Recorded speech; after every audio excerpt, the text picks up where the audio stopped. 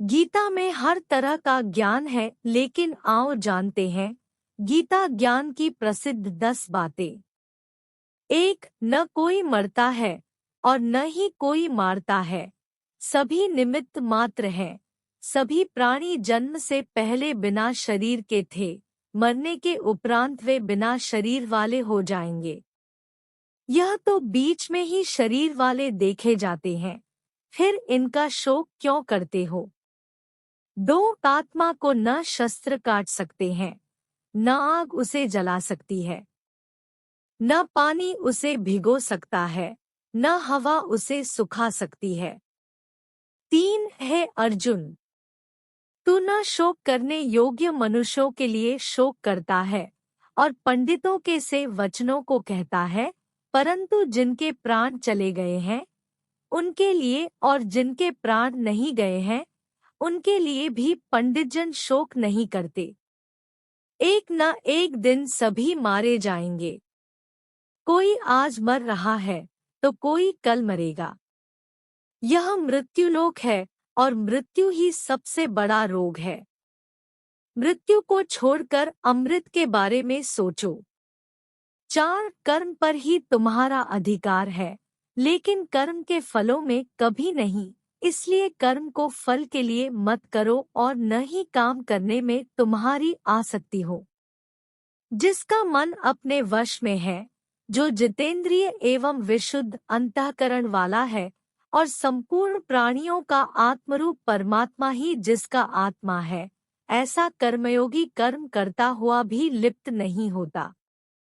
कर्म में कुशलता को ही योग कहते हैं।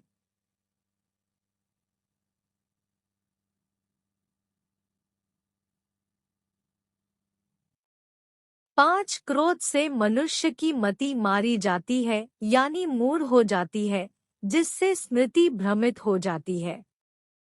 स्मृति भ्रम हो जाने से मनुष्य की बुद्धि नष्ट हो जाती है और बुद्धि का नाश हो जाने पर मनुष्य खुद अपना ही का नाश कर बैठता है। 6 है अर्जुन, सभी धर्मों को त्याग कर अर्थात हर आश्रय को त्याग कर केवल मेरी शरण में आओ, मैं तुम्हें सभी पापों से मुक्ति दिला दूंगा, इसलिए शोक मत करो।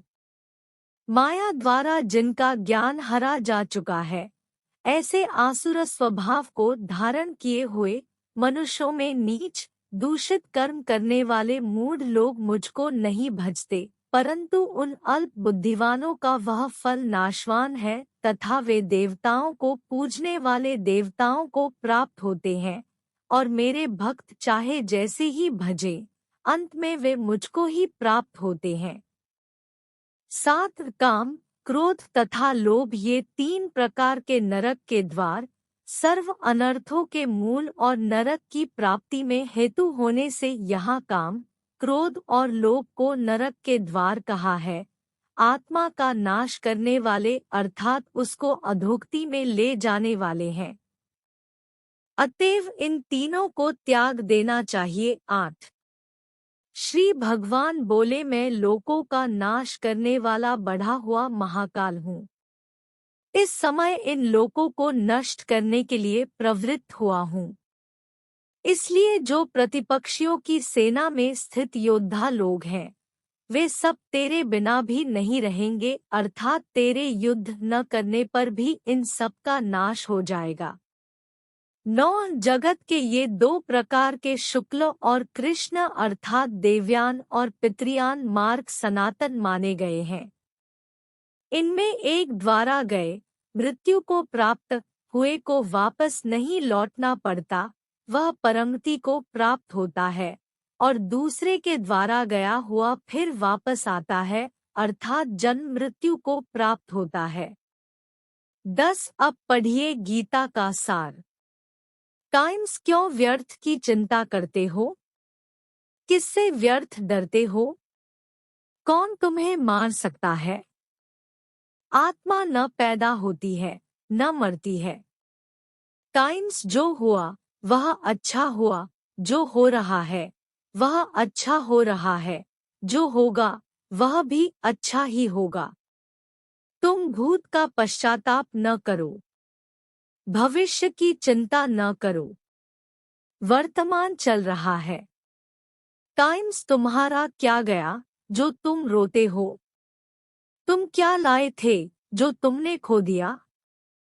तुमने क्या पैदा किया था जो नाश हो गया?